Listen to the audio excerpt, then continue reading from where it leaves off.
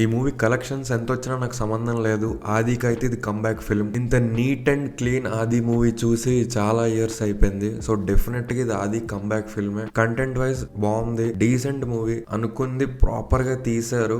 నాకైతే అంత ఫ్లాస్ అయితే ఏం కనబడలేదు. లాజికల్ ఫ్లాస్ గానీ టెక్నికల్ ఫ్లాస్ గానీ నాకైతే కనబడలేదు. ఉండొచ్చేమో, మరి ఎవరైనా ఉంటే పాయింట్ అవుట్ చేయండి కామెంట్స్ లో. నాకైతే కనబడలేదు, అలా వెళ్ళిపోయింది. బాగుంది, స్టోరీ కన్వే చేశారు, ప్రాపర్ గా పే ఆఫ్స్ ఉన్నాయి. So overall good story, good film, music బాగుంది. సో ఓవరాల్ గుడ్ ఎక్స్పీరియన్స్ అంతే. సో ఆ మెజర్మెంట్స్ చూసుకొని సినిమా హిట్ అంటున్నాను నేను. కొంచెం పేషెన్స్ టెస్ట్ చేయొచ్చు, ఎందుకంటే ఇది మంగళవారం మూవీ లాగా కొంచెం అంత ఆర్డర్డ్ వేలో ఉండదు. అంటే almost climax, actual twist, climax end అయ్యే వరకు మనకి ఎవడొస్తున్నాడు, ఎవడు పోతున్నాడు, ఎందుకు పోతున్నాడు అనేది కొంచెం ఆ డిలమా లాగా ఉంటుంది మనకి చూస్తున్నంతసేపు. ఏంట్రా ఇది, ఏం జరుగుతుంది అన్నట్టు. సెకండ్ హాఫ్ ఆల్మోస్ట్ ఒక గంట అయిపోయే వరకు కూడా ఇలాగే ఉంటుంది. సో అది కొంచెం పేషెన్స్ టెస్ట్ చేస్తుంది. ఇరిటేషన్ రావచ్చు చాలా మందికి, నాకు కూడా వచ్చింది ఒక పాయింట్ లో. అంటే ఏం జరుగుతుందిరా అని చెప్పి ఎప్పటికీ ఇంకా దీనికేంటి ఒక ప్రాపర్ రివీలింగ్ లేదు, ప్రాపర్ రీజనింగ్ లేదేంటి అని. బట్ లాస్ట్ లో పే ఆఫ్స్ ఇచ్చారు,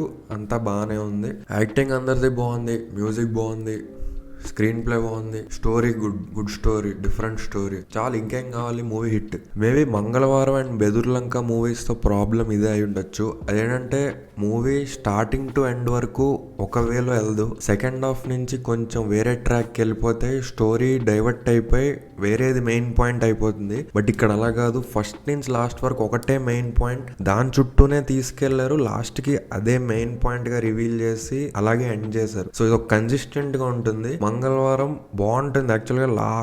last half an hour 40 minutes వరకు ఒక వేలో వెళ్తుంది. ఆ తర్వాత కొంచెం డీవియేట్ అయిపోయి అందులో తెలుసు కదా నింఫోమేనియా, ఆ కాన్సెప్ట్ ఇంకా అలా వెళ్ళిపోతుంది మొత్తం. బెదుర్లంక అయితే ఇంకా టోటల్ కేయాస్. అది సెకండ్ హాఫ్ ఏది పడితే అది అవుతుంది. సో అది వేరే విషయం. బట్ శంబాల ఆస్పెక్ట్ లో వర్కౌట్ అవుతుంది, ఎందుకంటే కన్సిస్టెంట్ గా వెళ్తుంది ఒకటే పాయింట్ మీద. ఇటు అటు ఎక్కువ ట్రాక్లు ఉండవు, లేయర్స్ ఉండవు, single layer, single flash back. అదే ఒక విరూపాక్ష లాగే ఒక వేలో వెళ్తుంది. బట్ విరూపాక్ష అన్ని ట్విస్ట్లు ఉండవు, అంత స్కేరీగా. మంగళవారం అంత స్కేరీగా ఏం ఉండదు, ఇది అంత అయితే అనిపించలేదు. కొంచెం మామూలుగానే ఉంటుంది, కిష్కింధపురి లాగా. బట్ ఎప్పటి నుంచో చెప్పాలనుకున్న పాయింట్ ఒకటి ఉంది, ఇందులో కూడా చూసేసరికి నాకు ఇంకా ఇరిటేషన్ వచ్చింది అనమాట. అదేంటంటే క్లైమాక్స్ లో ఒక సాడ్ సాంగ్ పెట్టడం. అంటే ఇప్పుడు ఏదైతే ఎవరో ఒకళ్ళు బ్రేకింగ్ పాయింట్ ఉంటుంది హీరోకి, వాళ్ళు చనిపోగానే వాళ్ళ అంత్యక్రియలు, ఆ కార్యక్రమాలన్నీ చూపిస్తూ ఆ సాడ్ సాంగ్ ఒకటి వేస్తారు. అది నాకు తెలిసి ఇంకా ఆపేయాలనిపిస్తుంది. ఇంకా అంటే ఒక పాయింట్ వరకు అది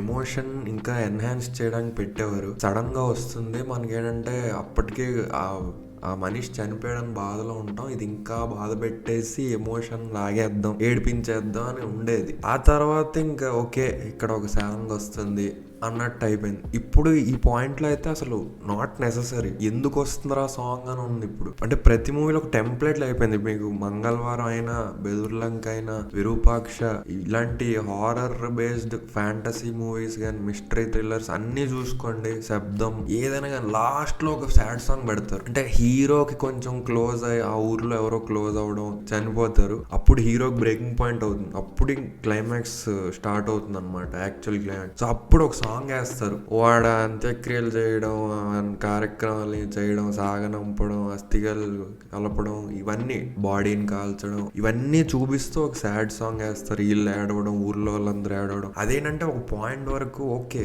ఇప్పుడు ఇంకా నో, అవసరం లేదు, ఎమోషన్ రావట్లేదు. ఈ మూవీలో అయితే అంత ఎమోషన్ కూడా లేదు ఫీల్ అవ్వడానికి. సో అక్కడ సాంగ్ ఏంటంటే అప్పటికే పేషెన్స్ టెస్ట్ చేస్తూ ఉంటాయి అనమాట. ఇప్పుడు సాంగ్ పెడతాడు 2-3 minutes, బాగా అనిపిస్తుంది. సో మీరు కూడా సినిమా చూసి మీ ఒపీనియన్ కామెంట్ చేయండి. మళ్ళీ నెక్స్ట్ రివ్యూలో కలుద్దాం.